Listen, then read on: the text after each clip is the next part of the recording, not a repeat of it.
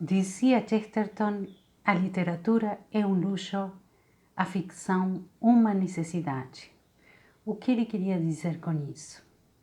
A literatura, a alta literatura, é um desses nobres luxos que em todo Estado bem governado deveria estar ao alcance de todos. Deveria ser até um artigo de primeira necessidade, mas é um luxo no evidente sentido de que os seres humanos podem prescindir dele e mesmo assim ser toleravelmente humanos e toleravelmente felizes. Mas o ser humano não pode ser humano sem um campo para a fantasia ou para a imaginação, sem as ficções, que lhe ofereçam uma vaga ideia do romance da vida, umas férias para a mente ou ainda um refúgio da vida. Todo ser humano sadio deve alimentar-se em algum momento de boa ficção. O ser humano tem apetite de ficção. Eu sou a professora Rosa Helena Noguet e no vídeo de hoje vamos falar de algumas das ideias de Chesterton sobre a literatura e fique até o final do vídeo porque vou falar também sobre nosso novo curso, A Poética de Chesterton, suas ideias sobre a literatura. A que ficções se refere Chesterton? Aos romances de aventuras, romances policiais, romances de capa e espada, faroeste, romances ambientados em épocas antigas, de cavaleiros, romances mais sentimentais, etc. O próprio Chesterton confessa que ele era um voraz leitor de romances policiais.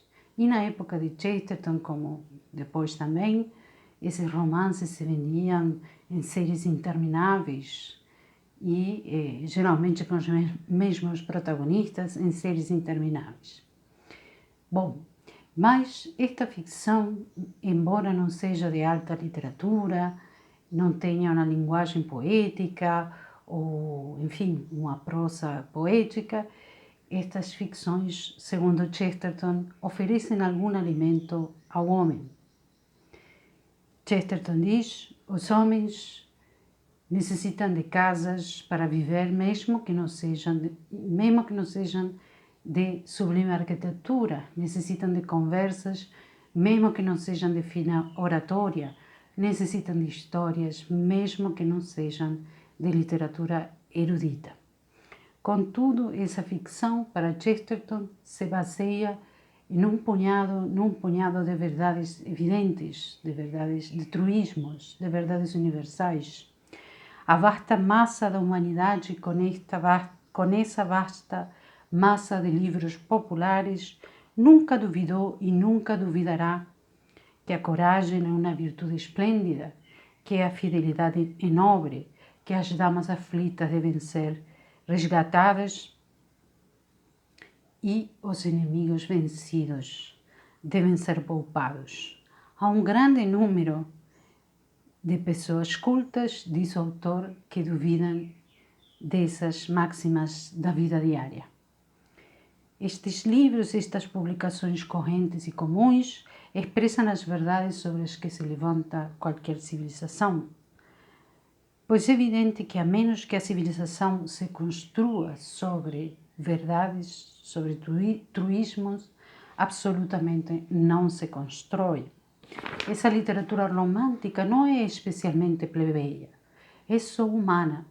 Os homens correntes sempre serão sentimentais, já que um sentimental não é mais que um homem que tem sentimentos e que não se preocupa especialmente em inventar novas maneiras de expressá-los. E, em definitivo, o que redime a literatura de ser uma trivial descrição de fatos são as aspirações das personagens. Da mesma forma, a pura beleza ou a linguagem poética, especialmente na narrativa, despojada de aspirações, mesmo que sejam tênues, também resultaria vazia.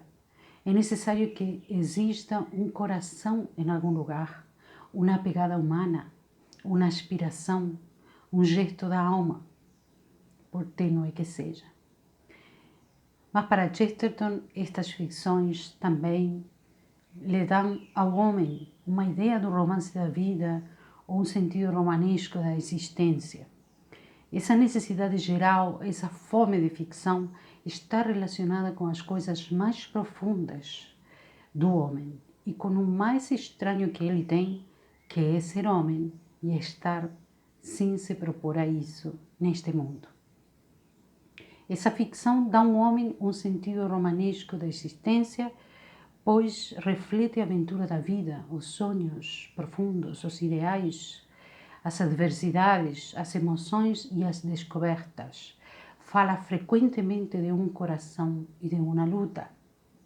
O herói, diz Chesterton, é aquele que não controla tudo. Se ele controlasse tudo, não seria o herói. A vida é uma aventura porque está cheia de fatos imprevisíveis, de riscos, de esperanças.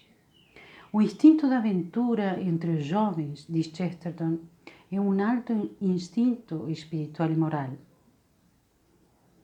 que não requer ser anulado nem evitado, uma vez que é a mãe de todos os viajantes, missionários, cavaleiros errantes e madrinha dos valentes.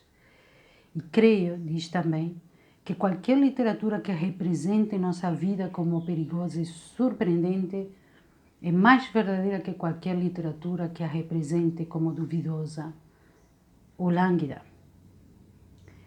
Cada dia o homem comum escreve nesses grandes diários de sua alma que chamamos romances populares um evangelho mais adequado e mais simples que qualquer desses brilhantes paradoxos éticos que aqueles que seguem as modas adotam com a mesma frequência que mudam de chapéu. A simples necessidade de algum tipo de mundo ideal em que personagens fictícios desempenham um papel é infinitamente mais profunda e mais antiga que as regras da boa arte e muito mais importante. A ficção, para Chesterton, é algo primitivo, anterior aos cânones literários. O apetite de ficção não tem nada a ver com que um homem saiba escrever, nem sequer com que saiba ler, pois a ficção é anterior ao fato de saber ler ou escrever e, como dizemos, é anterior aos cânones literários. E essa necessidade primária de ficção se manifesta claramente durante a infância, quando as crianças fazem roteiros improvisados, criam histórias, representam diferentes personagens, dramatis personae, como diz Chesterton, personagens de um drama. É um tipo de ficção. Um é o ladrão, outro o polícia, um é o pirata, o outro é o nobre capitão, uma é a princesa, o outro o monstro, o outro o cavaleiro, e assim por diante. Quando as crianças criam estas histórias fictícias, estes roteiros improvisados, até com personagens imaginários muitas vezes, a babá não coteja as histórias delas com as composições de Balzac, diz ele com humor. Muitas vezes as crianças se inspiram em histórias que ouvem ou que leem. A ficção inspira esta outra ficção. O homem faz as casas, diz Chesterton, mas depois as casas fazem o homem, no sentido de que o influenciam na sensibilidade em muitos aspectos. O homem faz a arte e a arte faz o homem. Influi sobre ele, modela-o. Então, hoje vamos ficar por aqui com este punhado de ideias, com este resumo. Amanhã vou fazer outro vídeo sobre o papel da alta literatura para Chesterton. Qual é o papel da alta literatura? Entendemos o papel da ficção, mas também vamos aprofundar no papel da alta literatura na vida do homem. E agora vamos falar um pouquinho sobre o nosso curso. A poética de Chesterton, suas ideias sobre a literatura. Chesterton não escreveu um único volume onde condensasse todas as suas ideias sobre a literatura. Então temos que ir extraindo de um artigo, de aqui, de lá, de uma biografia, porque Chesterton, além de crítico literário e autor de ficções, ele era realmente teórico da literatura. Mas temos que um pouco costurar ideias que aparecem num lugar, no outro.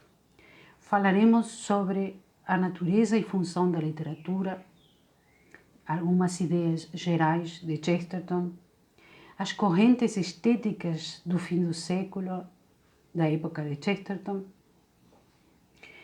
que aparecem no fim do século XIX e se estendem além do século, nas primeiras décadas do século XX. Por exemplo, simbolismo, decadentismo, esteticismo, naturalismo. Muitas destas correntes estéticas estavam influenciadas por filosofias, Schopenhauer, Kant, Nietzsche. Sobre isso falaremos um pouquinho. Depois veremos as ideias centrais de Chesterton quanto aos fins da literatura, maravilhamento, sentido romanesco da existência, que falamos um pouquinho hoje, o valor humanizador da literatura, o lema de Chesterton, amar para transformar, de que forma isso aparece na literatura, impressões da eternidade ou insinuações da eternidade, outro ponto. Todas as necessidades nobres do ser humano falam, diz Chesterton, a linguagem da eternidade, mesmo que a literatura não seja religiosa, deixa essas impressões que podemos chamar impressões da eternidade. Depois falaremos de Chesterton e o gênero policial e, por último, das grandes criações de Chesterton, as grandes ficções, as personagens tese de Chesterton, porque muitas de suas personagens encarnam teses e, claro, do Padre Brown. Então, tudo isto será ilustrado com, a parte mais teórica será ilustrada com textos da grande literatura. E, se você quiser participar do curso, inscreva-se no link da descrição ou entre no nosso grupo de WhatsApp. Então, amanhã farei outro vídeo sobre a literatura alta, o papel da alta literatura para Chesterton e segundo Chesterton, e espero encontrar você no curso, que começará a primeira edição em fevereiro. Nos vemos, até a próxima!